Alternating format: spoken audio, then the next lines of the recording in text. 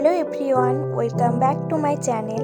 আজকে শেয়ার করব কাঁচা আমের ঝুরি আচার। এটি একটি ট্রেডিশনাল রেসিপি আর খেতে অসাধারণ টেস্টি। আর কোনো রোদে দেওয়া ছাড়াই খুব সহজেই এই আচার তৈরি হয়ে যায়।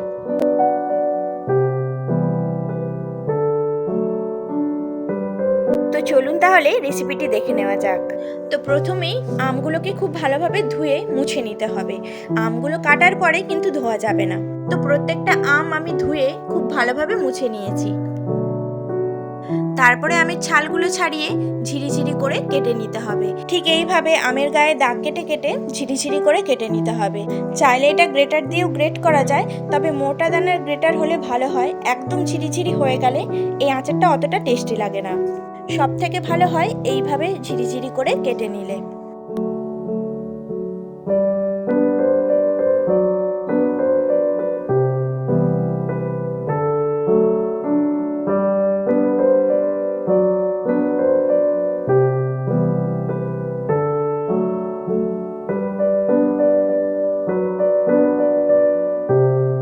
সব আমগুলো আমি এইভাবে কেটে নিয়েছি।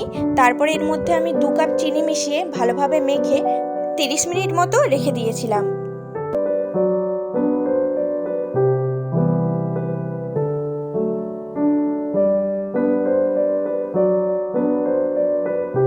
তারপরে যে গুঁড়ো মশলাটা ব্যবহার করব সেটা তৈরি করে নেব।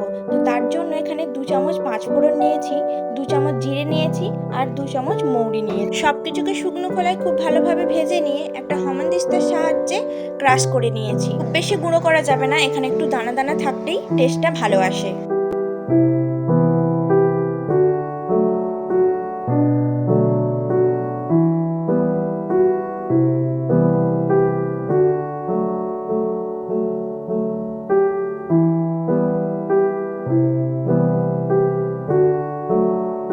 তারপরে এদিকে যে আমটা চিনি দিয়ে মেখে রেখেছিলাম, দেখুন তার থেকে কতটা জল বেরিয়েছে। তো এই জলটা দিয়ে সমস্ত রান্নাটা কিন্তু হয়ে যাবে, আলাদা করে কোনো জল ব্যবহার করতে লাগবে না। তারপরে একটা কড়াইয়ের মধ্যে এই আমের মিশ্রণটাকে দিয়ে ধিমে আঁচে খুব ভালোভাবে ফুটিয়ে নিতে হবে।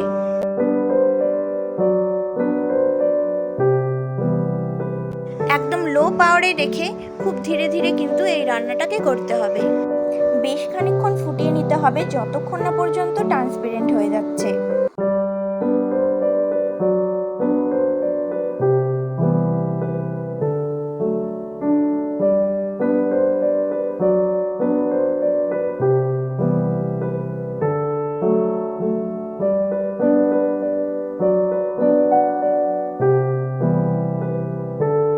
ঠিক এরকম যখন অনেকটা পরিমাণে ঘন হয়ে আসবে এবং আমটা ট্রান্সপারেন্ট হয়ে যাবে, তখন আমি দিয়ে দিয়েছি লাল লঙ্কার গুঁড়ো আর অল্প একটু নুন দিয়ে খুব ভালোভাবে মিশিয়ে নিয়েছি। তারপরে দিয়ে দিলাম প্রথমেই যে গুঁড়ো মশলাটা তৈরি করে রেখেছিলাম সেই গুঁড়ো মশলাটা। আমি এখানে 2 চামচ ব্যবহার করেছি। তারপরে সমস্ত মশলা দিয়ে খুব ভালোভাবে মিশিয়ে আবারও কিছুক্ষণ ফুটিয়ে নিয়েছি।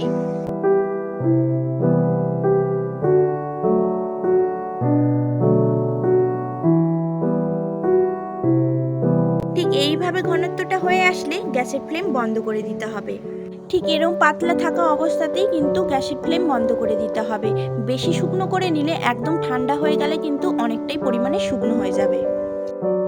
দেখুন ঠান্ডা হয়ে যাওয়ার পরে কতটা পরিমাণে জলটাকে কিন্তু টেনে নিয়েছে। টক ঝাল মিষ্টি এই আমের আচার কিন্তু দারুণ টেস্টি হয়।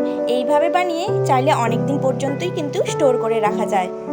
রেসিপিটি কেমন লাগলো জানাতে ভুলবেন না। ভালো লাগলে লাইক করে চ্যানেলটি অবশ্যই সাবস্ক্রাইব করবেন। টাটা।